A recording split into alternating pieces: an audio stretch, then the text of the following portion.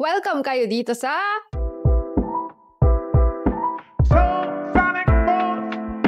Tara Podcast, Travel and Real Adulting Podcast. I'm your host, Jamie. And I'm Jan. So Tara Podcast, Travel and Real Adulting Podcast. Pero on today's episode, dito na tayo sa last part ng Getting to Know Us.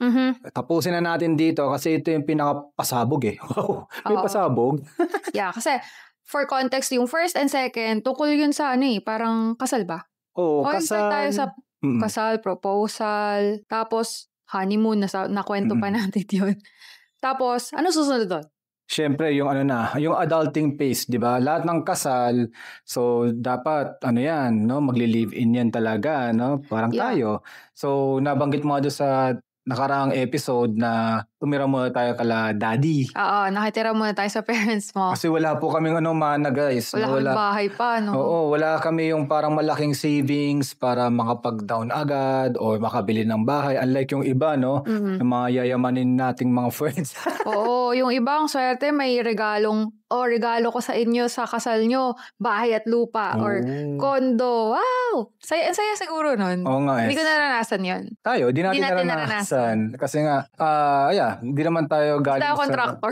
Di tayo contractor, di kami government. Actually, si daddy pala government official siya, pero dapat nangurakot siya para yumaman kami. Hindi siya nangurakot, kaya hindi kayo yumaman, no? Oo. Grabe, no? Parang nakadikit na ba yung pagyaman sa pag-iilegal? Oo nga, parang grabe, ganun ngayon, nakakaasar. So, hindi ganon, hindi dapat ganon. Hindi dapat ganon. Kaya, ayun nga, kumbaga, hindi ko talaga maintindihan yung mga lifestyle check ng mga officials. Kasi, kung titingnan mo, tayo, ayan, si daddy, nagtrabaho siya sa government. Pero, ganito lang yung katayuan natin. Even, di ba may mga parents ka rin, madaming parents. Ilan ba parents? May mga parang relatives ka rin sa government ba? Wala ba? Wala, sino yun? Hindi, yung mga for example, barangay secretary, mga ganon. Oo. Di ba? Government official din yun. Oo nga, no? Government employee din yun. Hindi pala official. Employee. Even si daddy, employee guys, hindi official employee lang siya sa isang government. So, yun nga, kaya nagtataka rin talaga ako doon sa mga nakikita ko sa mga news. So, grabe. Ang gaganda ng mga lifestyle, pero tayo, na may mga kilala rin tayo, na government employee, sakto lang yung pamumuhay, middle class. Kaya yun, wala kaming minanang bahay, ari-arian, or whatsoever. Pero yun nga, no, pag nag-compute ang mga taranyas, matatalino to eh. Diba? Sasabihin nila, di sila, bakit travel yan, bakit may kondo? Ano yan? Illegal? Illegal agad? So, oo. Illegal? Pag-uusapan kasi natin, paano tayo nakalipat dito? Oo nga. Nagligaw-ligaw na naman yung topic, di ba? Hindi. May segue muna bago yung topic. Oo, kasi tutuloy natin yung dalawa nga, di ba? So, napunta na tayo dun sa paano tayo nakalipat dito sa condo natin without the help of other people. Other people, pati wala tayong inheritance nga or walang, tawag dun? Generational wealth. Kaya na-segue ko yun. Para malaman nila yung background check na wala talaga. Even meron nga akong daddy na nasa government employee, tapos may mga kilala ka rin. O kaya, yung nga, nagtatrabaho din naman lahat ng ating kakilala sa buhay, pero wala talaga tayo inheritance eh. Kumbaga, tayo yung epitome of lower middle class eh. Yeah. Karamihan ng Pinoy ganito. Kaya guys, makaka-relate talaga kayo. Kaya wag din kayo magtaka kung nakuha namin ito kasi ito ay pinagpagudan namin at may konting tsamba na ito na i-discuss namin para sa inyo on the last part of Getting to Know Us. Para in the future, pag may nagtanong, sino ba kayo? I-relay lang natin itong mga tatlong part ng episode na ito. Okay, ikaw na magsabi. Pero bago yan, alam nyo ba, baka nakita nyo na kami sa TV? Bago pa kami mag-YouTube, bago pa kami mag-Reels, napalabas kami sa TV. Oo. At hindi lang basta sa TV sikat na palabas. Oo, hindi extra. Talagang kami, main character. Main character syndrome. Napalabas kami sa Eat Bulaga, guys. At alam nyo ba kung bakit? Ba't namin kinuha ito Eat Bulaga? May kinalaman mo dun yung topic. Sumali kami sa Pinoy Henyo at nanalo kami at yung napanalunan doon ang pinang-down namin sa condo na ito. Yes. Sabi ko sa inyo, from last episode, hindi nyo mahuhulaan kung paano namin nakuha yung perang pang down sa condo na to. yun yung dahilan. Nanalo kasi kami sa Pinoy Henyo. Oo. Yung mga close friends natin. Oo, alam nila yan. Alam nila yun, pati yung mga relatives. Kumbaga, parang parang tayong celebrity back then. Oo. Grabe. Pinapanood kasi talaga daw nila yun nung lumabas tayo doon. Ano yun? Year 2016? 2015. 2015. Tagal na, no? So, 10 years ago nang napalabas kami doon. So, hindi pa talaga kami nagko-content noon. Kaya nauna yung TV appearance. TV appearance bago tong mga YouTube and kung ano-anong videos namin online. So, yun na nga. Alam yun ng buong family, ng friends, tas mga katrabaho natin noon. Oo, alam nila kasi, yun. Bakit nila alam? Kasi, nagli-leave tayo para pumunta dun sa studio ng Itbulaga. So, syempre, alam na nila kung bakit. Di manonood na sila. So, yun. Yun nga sabi niya parang celebrity. Kasi, talagang lahat halos nag-message, nagko-comment sa post na, uy, nakita ko kayo sa TV, congratulations, blah, blah, blah. Ganyan. Yun yung feeling nun, noong 2015. Natandaan ko lang. Kasi wala pa akong leave nun eh. Bago pala ako doon sa Jollibee.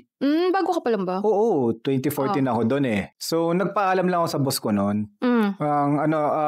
Vacation leave na, unpaid leave ba tawag doon? Oo. Ayun, nagganon ako. Leave without pay. Ayun, leave without pay. Nag-leave without pay ako. Hindi nila alam. Hindi mo muna sinabi kung bakit? Hindi ko sinabi yun. Tapos napanood na lang ako sa TV. Kasi nga, tuwing lunch, kumbaga sa may security guard. Oo, may TV? May TV doon. Oo. Tapos napanood nila ako. Okay. Oo, doon nag-umpisa yun na ganun pala. Actually guys, baka tanungin nyo, magkano lang yung premyo dyan sa Pinoy Henyo? Dati back then, 30,000 ba? Doon na matandaan kasi, i-total na lang natin. Kasi guys, ganito siya. Nung nakasali kami doon, 3 beses kami bumalik. Yung una is yung daily winner. Daily winner. Nanalo. Tapos, Friday noon, babalik kami for weekly showdown. Oo, weekly labanan. Tapos, nanalo na naman ng weekly. Bumalik pa kami for the 3rd time. Monthly na. Yun na yung grand champion ng buong month na yun.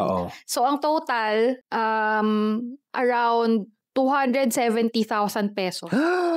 Ay, oo. Natatandaan ko na kung bakit. Kasi 70, 100. Oo, ganun pala yung nangyari doon. Tama ba yung addition ko? Tama. Kasi siya eh. Di ba may parang bunutan-bunutan nyo kung magkano? Laging pinaka-top yung nakukuha natin. Yung final round, laging, yun, parang nagre-range sa 50, 60, 70 ata na... Di mo na matandaan, no? Tagal na. Basta tinotal ko na lang. Yun ang hindi ko makakalimutan. Yung total nung napanalunan namin is 270,000 pesos. Hindi, ganito yun. Sa first round pa lang, yung maglalabang muna kayong 3, tapos unang uupo ka, parang bubunod ka kung magkano yung amount mo, 5, 10, 20. Lagi natin nabubunot 20. Tapos, meron pang bonus round sa dulo. Yung may madami. Yung madami, kailangan mas makasagot ng 3 yata or 5. So, yun yung 50? Oo, kaya 70. Okay. Tapos yung grand prize nga din nun, kung sinong manalo doon, nung monthly, 100K. Tama pa rin, 270K nga. Basta tinotal ko na lang kasi hindi ko na maalala yung mga breakdown kineme niyang panalo na yan. Basta, yun yung point, guys. Yun yung, dun kami nakakuha ng pang-down dito. Diba, unconventional nung way na yun. As we've said earlier, wala naman kaming malaking ipon, tapos wala rin kaming generational wealth. Hindi na rin, simula nung nag-work kami, hindi na rin kami humingi ng tulong sa parents eh. True. Wala. Diba? So talagang tayo pa nga yung minsan nag-share, diba? So wala talagang tulong from anyone, which we're thankful for. Kasi nga, natuto tayo, diba, on our own. Tapos yun na nga, nagkaroon kami ng konting ganung medyo malaking amount na yon, di ba? Para pang down sa condo na to. Kulang pa yun eh. Kulang pa yun. Actually, nag-ano pa tayo nun. If I'm not mistaken, nag-loan tayo nun. Pampaad. Pero konti na lang. Kasi nga, medyo malaking chunk na yung 270K 10 years ago, pang down ng condo. Hindi ko alam ngayon kung... 240. 270 ka dyan. 240. 240 ba? Oo, 70. Oo 100. nga, ano ba yan, Bobo sa math? Oo nga, no? Kanina pa ako 270 lang 270. Hindi, una mo sinabi 240, tapos bigla ka naging 270. Talaga? Litong-lito ako. Basta kasi 10 years ago na yun. Basta, tapos nag-loan tayo. Kasi nag-add tayo ng konti para mabuo yung pang down payment. Kasi nakalimutan ko na magkano down payment dito. Basta, malaking chunk nun is galing sa Pinoy Henyo na game. Ano yun? Pusong Pinoy Henyo. Yan. So kung ano ka, mga 30, siguro mga Gen Z, Gen Alpha, di na alam yun eh. Pero kung mga millennials ka, mga kasing edad namin or mga lower na mga 5 years and up, may range no? 5 to 10 years. Malamang baka nanonood kayo ng Itbulaga at napanood nyo kami. Okay? Ngayon yata wala nang Pinoy Henyo eh. Iba na. Iba na kasi di ko rin alam eh. Di na rin tayo nanonood ng TV, Di na nga eh. Pero that time talagang nanood yung mga natin, friends, family. Tapos eto, yearly, di ba sa Facebook may yung on this day something. Yearly lumalabas yon Feb yun eh, tuwing Feb. Lalabas yung mga pictures at videos natin nung Pinoy Henyo days na yon. Even yung family and friends is i-re-share na naman nila. So parang yearly may anniversary yung pagkapanalo namin sa Pinoy Henyo kasi nga ang daming nakanood na nasa circle namin. So alam ko may video ko noon, na-download ko naman siya. Oo, meron yan. Or kung, ewan ko, kung ipopost niya yon pero kung ipopost ko baka story lang. Baka story lang. Kaya i-follow nyo siya. Or may kita nyo yun sa internet. Pusong Pinoy Henyo, February 2025. 2015. Ano sabi ko? 2025. Ngayon pala, 2025. 2015. Di ba? Ganda na pag mga matatanda ko ano-ano ng mga sinasabi. Hala, mali-mali na. Ayun, 2015. So, yun, first week kami. Alam ko tayo yung pinakauna nun eh. Unang araw. Oo, tayo nga una. Oo, biglaan kasi yun. Bigla. As in, pagkapasa natin nung application via email yon, parang kinabukasan. You're approved selected, or na-select kayo, ganyan. And then, kinabukasan, pinapunta na agad tayo for VR ba tawag doon? Yung mga sinushoot before, tas ipi-play before yung game. Ay, oo, sa Quezon... QC Circle? Doon, yun. Oo nga, may ganun pa. Oo, Diyos ko. Ang cringe. Cringe nga nun. Very awkward kami. Tapos, makikita nyo doon sa video kung papanoorin nyo. Ano yun? Yung mga reaction namin, nonchalant talaga. Doon talaga pinanganak ang team nonchalant talaga kami as a couple. Ano yun? Teka, balik tayo dun sa VR, no? Nonchalant tayo sa VR kasi nga medyo nahihiya ako nun. Parang, shit, ano tong gagawin? Tapos lalabas to sa TV. Tapos, kailangan medyo sweet-sweet daw or parang medyo may ganyan-ganyan. Tapos magkukwento kayo about each other. Sobrang cringe. Hindi talaga namin pagkatao. Pero sabi namin, minsan lang to eh. Oo, yun. Minsan lang mahilig din kami kasi sa challenges. So, sabi namin, di natin to bet. Pero, nacha-challenge akong pasukin or itry yung game. Kasi minsan lang to dumating yung opportunity na to. May chance kumita or magka-prize money. And then, minsan lang tayo makita sa TV. Oo. So sabi namin, sige, i-push na natin. Natanggap. Tapos, madali lang naman. Siguro baka nga one day lang. Di natin alam. 3 beses pala tayo bumalik. Oo, kasi parang ina-expect natin. Yun nga. Isang beses lang, no? Isang beses lang. Kasi di naman namin ina-expect na mananalo kami. Wala kaming planong bumalik-balik. Gusto lang namin matry for once. Tapos, ang nasa isip natin nun, kailangan makasagot lang. Kahit hindi manalo. Kasi wag lang magmukhang tanga, no? Oo. Diba kasi pag aminin nyo, pag nanonood tayo ng Pinoy Henyo or any game, tapos parang pag hindi makasagot yung contestant, diba minsan parang sasabi mo, ang tanga naman nito. Nakikinood ka lang pero may mga ganun ka, diba? Sisigawan mo pa yung yung TV. Ito yung sagot. Ano ba yan? Alam mo, naririnig ka ganun. So, yun lang yung goal ko nun, or natin, pares ba tayo? Yun lang yung goal ko nun na huwag magmukhang tanga in live television. Kaya dapat masagot namin yung kahit isa dun sa tanong dun sa Pinoy Henyo. Kahit yung yung unang round, kahit hindi mapunta sa final round, ganyan. So, eventually, nasagot namin. In flying colors. Nanalo nga sa daily ng hindi inaasahan. Pinabalik pa for weekly. Nanalo ulit ng hindi inaasahan. At pinabalik pa for final round. Naging 3 times kami sa TV. 3 times, guys. Kaya baka ewan ko, siguro at the back of your mind, kung nanonood kayo ng Itbulaga, baka nakita nyo kami. Kung OG kayo na, ano ba tawag sa kanila? Dabar Cards. Dabar Cards, yun. Kung OG kayo ng Dabar Cards, malamang namukhaan nyo na kami dahil nga 3 beses kami bumalik sa TV. Tapos yun nga, sabi niya kasi ayaw namin parang ma-immortalize na ganon. Na mukhang tanga sa TV. Kaya sinagot natin, no?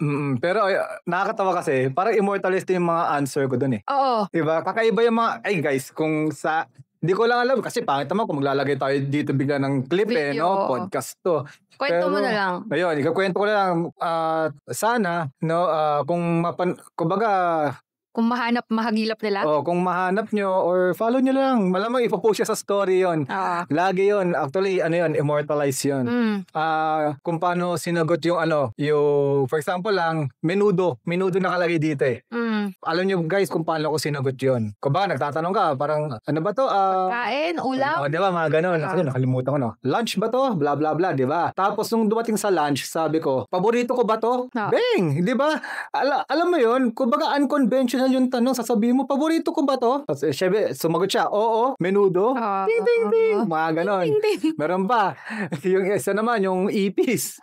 Takot ba ako dito? Oo, ipis. Ganon. Ganon yung mga sagutan namin. Tsaka, nung first day kasi, wala tayong practice nun eh. Wala. Sabak lang tayo nun. Sumabak agad tayo, basta ganito lang. Basta alam ko may common sense lang tayo. Oo, may common sense. Butterfly yata yun. Oo, basta ang bilis natin ng mga 10 seconds lang yata, 11 seconds. Oo, butterfly nga ata. Oo, kasi insekto wala whatsoever. Tapos yung nga, pagdating ng weekly, dyan na kami.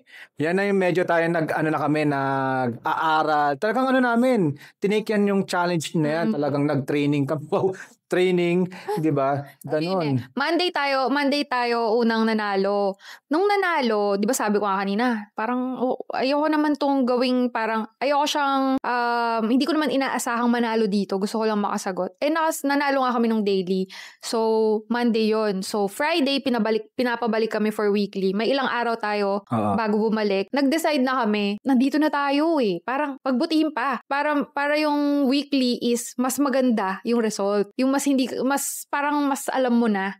So, ang nangyari, nag-practice kami sa bahay. Every night yon, tuwing bago matulog. Until Friday, yung weekly, yun na nga. Sumabak ulit, nanalo ulit with flying colors.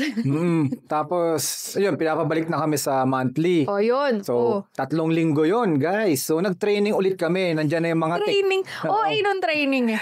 Kasi may mga technique na tayo sa monthly. Mabilis. May nakaprint pa. Print pa ako ng reviewer kung paano natin siya parang kakabisaduhin or basta paano magka-build pa ng chemistry. Ganon, parang ganon. Actually guys, di rin namin na-expect manalo kami ng monthly kasi magaling yung isa naming kalaban. As in, mabilis sila. Yung parang may code na. Parang gaganto na sila. Shortcuts na, no? May shortcuts na. Sasabihin nila, hindi. Nasa lugar na agad yun. Unlike kami, talagang, hindi. Dadaanan mo na lahat. Ganon. So, may isa lang talaga na nakakaibang nasagot yata yun, buwan yata yun, or moon. Moon.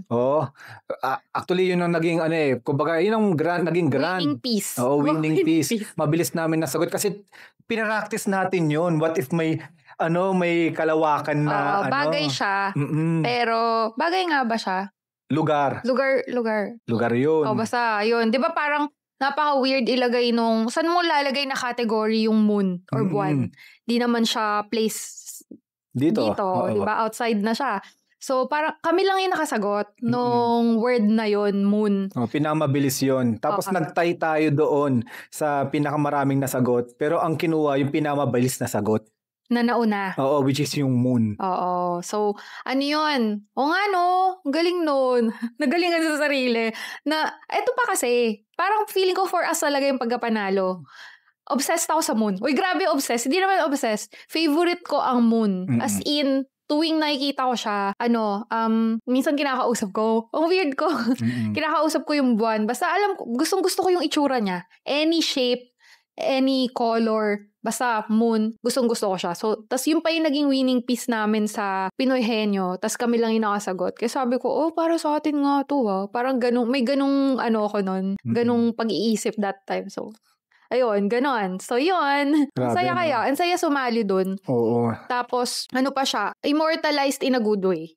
Kasi, immortalized nga. Yung mga na-post na videos na yun, pag bumalik siya or napanood ulit, natutuwa pa rin ang panoorin eh. Kasi parang, yun nga, sabi ko kanina, bihira lang naman ang ma-TV. Bihira lang din makasali sa ganun. Tapos, syempre, sikat din naman yung Eat Bulaga. Oo, sikat na sikat yun. Institution na yan, diba? At ang pinaka good thing about that, yung nangyari na yon is, may naipang down nga kami sa condo na to. Kaya forever nang nakatatak sa amin yung Pinoy Henyo moment na yon. Kasi nga, dito kami nakatira. Kung saan na nanggaling dun sa napanalunan dun. So, sabi sa inyo, hindi nyo mahuhulaan paano namin nakuha yung pambayad dito. Kumbaga, salamat din talaga doon. Kaya medyo nag-improve yung buhay. Hindi, naging wise lang kami sa decision na ilagay ito sa condo. Actually, ito, para sa akin, one of the wisest decision na ginawa natin. Na bumukod. Kasi parang mas naging tayo Free. Mas naging tayo parang, ang tawag doon, nakakapag-isip ng maayos. O kumbaga kaya siguro naging content creator tayo, kaya siguro naging nagte-trade ako or something. Kumbaga dahil dito yon. Unang step, syempre, kinasal tayo. Tapos, nanalo sa Pinoy Henyo. Then, bumukod. Tapos, ito na nga. Nandito tayo sa katayuan ngayon. Super fast forward to today. Ito na, nandito kami sa space na to, ginagawa namin yung gusto namin. At nagpo-podcast, nagre-record para sa inyo, para sa ma-share dito sa ating socials. Diba? Parang siya, natawag doon? Series of fortunate events. Wow. Series, pwede. Gusto ko yun. So, ganoon ang nangyari. So, kumbaga, kung napakinggan o napanood nyo yung Getting to Know Us 1, 2, 3, halos doon talaga. Yung sumatotal ng aming buhay up to now. Hindi ko alam kung madadagdagan pa siya balang araw kasi marami pa tayong chapters sa buhay. Alam ko marami pa tayong masishare balang araw. Oo naman, marami. Pero guys, sabi ko nga, team nonchalant kami. Even yung Eat Bulaga, pinapa-energy kami noon. Binalik mo yan, oo. Pero hindi talaga kami ma-energize kasi nga, chill lang kami. Even yung nanalo parang ganto-ganto lang eh. Yay! Ganun lang. As in, parang walang feeling OA, ko, no? Feeling ko naboboring na yung, sa atin nun yung crew or yung ba tawag doon, yung mga production team, Eat Bulaga. Kasi actually guys, before yung shoot, before yung live, merong briefing sa behind briefing ng mga gagawin, mga blocking, kung saan kayo pupwesto. May sayaw pa nga tinuruan pa nga tayo ng steps. So parang sumayaw ako. Sumayaw kami sa Eat Bulaga nun. Sandali lang naman. Tapos yun, may briefing nga behind the camera or off cam, parang binibrief kami na, dapat saya, ganyan. Tapos, pero syempre, pag nandun na sa live, wala na silang say So, lumabas lang yung tayo. So, masasabi ko talaga guys na team nonchalant talaga kami ever since. Isipin mo, panalo na kami. Wala man lang tumalon, walang sumigaw sa amin. Parang ngayabang ko tuloy kasi parang O parang, hindi naman namin in-expect na mananalo kami nun. Parang gusto lang namin gawin yung best nun. Tapos nung nanalo, parang, yay! Ganun lang. Simpleng celebration lang. Di talaga kami OA. Walang ka-OA sa katawan. Kaya, kung napapanood yung mga vlogs namin, ganun lang talaga kami. Ganito, mahilig lang kami mag-usap, mag-diskusyon. Pero, nagbibiroan din kami. Pero sabi ko nga, yung mga ibang dark thoughts namin, di namin pwedeng ilabas dito. At baka makancel nyo kami. So, yan. Ito yung surface. Ito kami. Ito na kami. And yun nga, kung magkita-kita tayo sa travels, may group naman kami. May vlog siya, may vlogs din ako. May vlogs na rin ako guys may vlogs ka na? Support nyo ako support nyo ako. Yun, kumbaga, at saka yung community namin, tanong lang kayo. Ito, Taranyans, Tara Podcast, Spotify, YouTube, tanong-tanong lang kayo. Nasa description lahat ng links para pag gusto nyo i-follow kami kunyari sa IG, gusto nyo makita yung mga stories doon. Check nyo lang yung description, pati netong Tara Podcast. Kasi dahil you get to know us more, pag nagkasama tayo sa mga travel, syempre kami naman will get to know you more. Kaya, ang gawin nyo guys, mag-subscribe, gamitin yung mga codes namin, and thank you for listening to our Getting to Know Us 1, 2, 3. At sana nagulat kayo dito sa pasabog namin sa episode na ito. Okay. Thank you guys! See you again sa next episode. Travel tips ang next episode, kaya makinig kayo doon. See you. Thank you. Bye!